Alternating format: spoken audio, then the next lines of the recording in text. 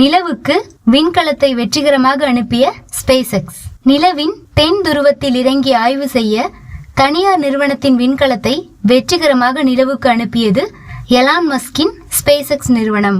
உலக பணக்காரர்களில் ஒருவரான Elon மஸ்கின் space X நிறுவனம் வணிக நோக்கில் தனியார் நிறுவனங்களின் செயற்கைக்கோள்கள் மற்றும் விண்கலன்களை விண்ணில் செலுத்தி வருகிறது. அந்த வகையில் நிலவில் இறங்கி ஆய்வு செய்வதற்காக அமெரிக்கா மற்றும் ஜப்பானை சேர்ந்த 2 தனியார் நிறுவனங்களின் 2 விண்கலன்களை ஸ்பேஸ் எக்ஸ் நிறுவனம் கடந்த மாதம் விண்ணில் செலுத்தியது. அந்த 2 விண்கலன்களும் இன்னும் சில தினங்களில் நிலவை சென்றடையும் என்று எதிர்பார்க்கப்படுகிறது.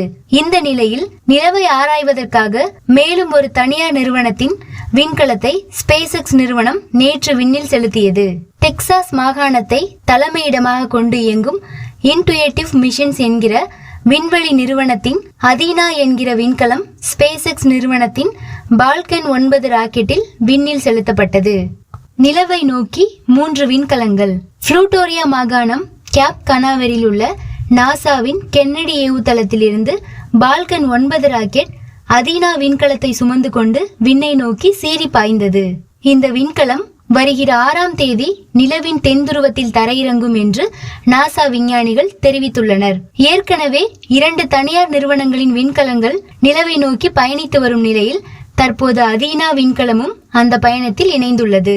நிலவின் மேற்பரப்பில் ஒரே நேரத்தில் பல விண்கலன்கள் தரையிறங்கிய நிகழ்வு இதுவரை நடந்ததில்லை. இதனால் ஸ்பேஸ் எக்ஸ் அனுப்பிய 3 விண்கலங்களும் நிலவில் துல்லியமாக தரையிறங்குமா என்கிற எதிர்பார்ப்பு நிலவுகிறது.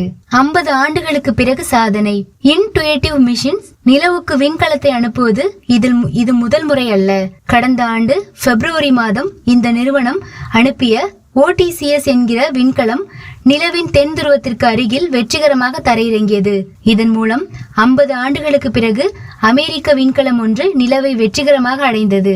எனினும் நிலவை ஆய்வு செய்வதற்காக விண்கலத்தில் அனுப்பப்பட்ட லேண்டர் நிலவின் மேற்பரப்பில் மோதி நொறுங்கியது. இதனால் இன்டுயேட்டிவ் மிஷன்ஸ் நிறுவனத்தின் முயற்சி தோல்வியில் முடிந்தது. கடந்த முறை கிடைத்த அனுபவத்தை கொண்டு தற்போதைய விண்கலத்தை மேலும் சிறப்பாக வடிவமைத்துள்ளதாகவும், எனவே இந்த பயணம் கடந்த முறை இருந்ததை விட இந்த முறை சிறப்பாக இருக்கும் என்றும் இன்டுயேட்டிவ் மிஷன்ஸ் நிறுவனம் நம்பிக்கை தெரிவித்துள்ளது.